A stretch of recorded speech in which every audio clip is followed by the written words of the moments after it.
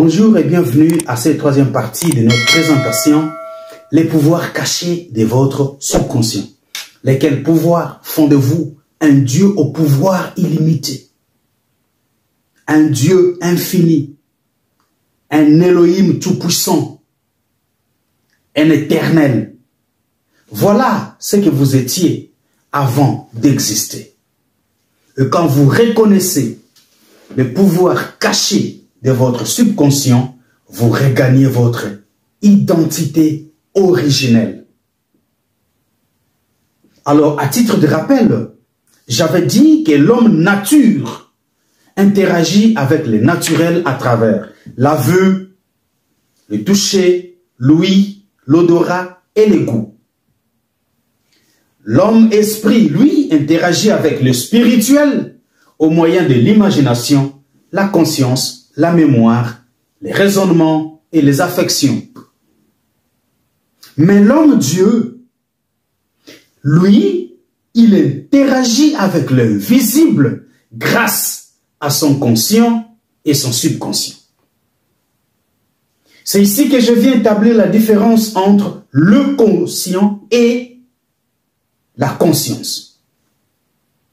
Le conscient est l'un de deux canaux de l'âme. Comme le corps a 5 canaux, l'esprit a 5 canaux, l'âme a 2 canaux. Le conscient et le subconscient. Alors, le conscient est l'un des canaux de l'âme. C'est un état de gestion des choses que nous percevons à travers nos sens naturels du corps et nos sens spirituel de l'esprit. Là, c'est le domaine du conscient. Tandis que la conscience, elle est une représentation mentale de l'existence. C'est bien clair. Alors, grâce au pouvoir caché de votre subconscient, vous pouvez vous offrir plus de pouvoir, plus de richesse, plus de santé, plus de bonheur, plus de joie. Si et seulement si vous savez localiser ces pouvoirs, les identifier et les appliquer. Parce que vous êtes comme un jardinier. Vous avez des semences que vous êtes en train de s'aimer. Des semences que vous confiez à la terre. Et ces semences sont des pensées. Et tout dépend de la nature des pensées que vous sémez dans le sol arable de votre subconscient. Parce que chaque pensée a une nature.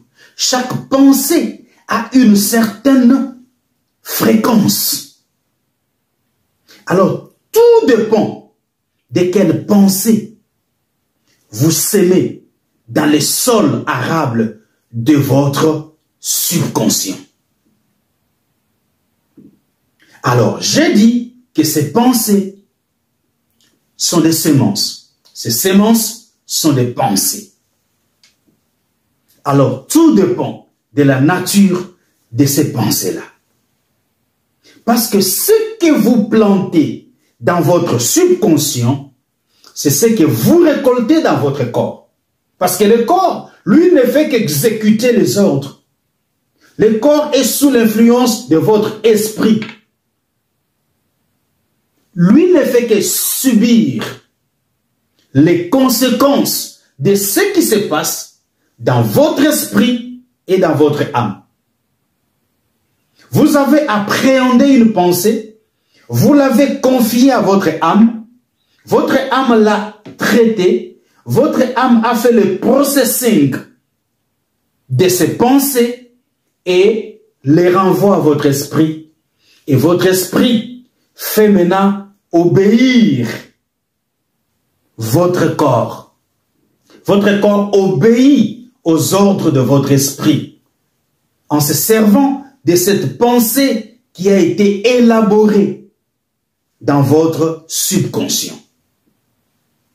C'est pourquoi le docteur irlandais Joseph Murphy avait dit, si dans votre subconscient, vous plantez les semences de paix, de joie, de bonheur et de prospérité, vous allez les récolter sous forme de fruits dans votre corps et autour de vous.